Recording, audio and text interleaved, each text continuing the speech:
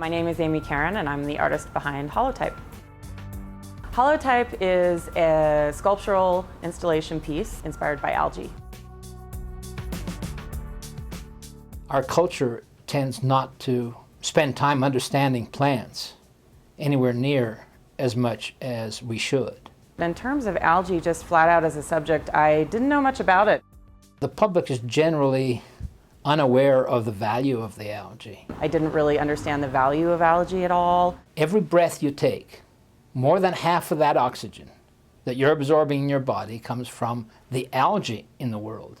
I've done quite a bit of mountaineering, and I've been without full levels of oxygen, and you start to realize, oh, that's a really pretty valuable thing. Algae are very difficult to define. That's what I began to appreciate about it most is, the first thing you do when you start researching is try to pin it down. Okay, well, what is this thing I'm researching? What is it like, and how does it function, and how does it work? And immediately, at the first step, I was faced with contradiction. I teach a whole course on the algae, and I can't really define algae easily. They're kind of a category of other.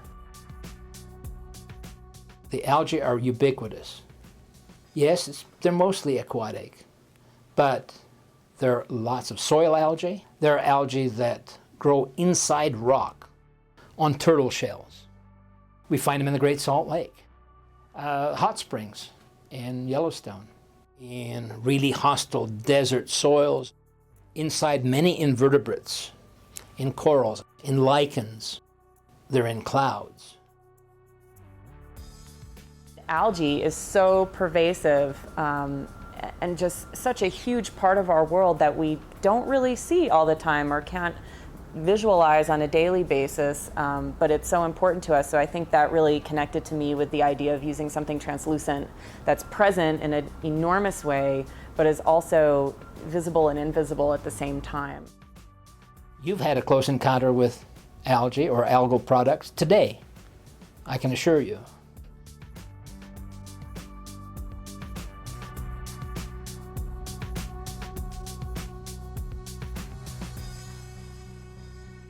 My final thought personally to myself about algae is just a big awakening and a new consciousness about things that are really important to the structure of the world that I live in. And I think that's pretty profound and transcendent, and I hope that comes through in the work, and I think it sort of ends up being a really quiet appreciation and really opens, hopefully, the door for if there's something I didn't understand the value of that I really appreciate now, what else is there out in the world that I don't understand fully that I could open myself to learning about.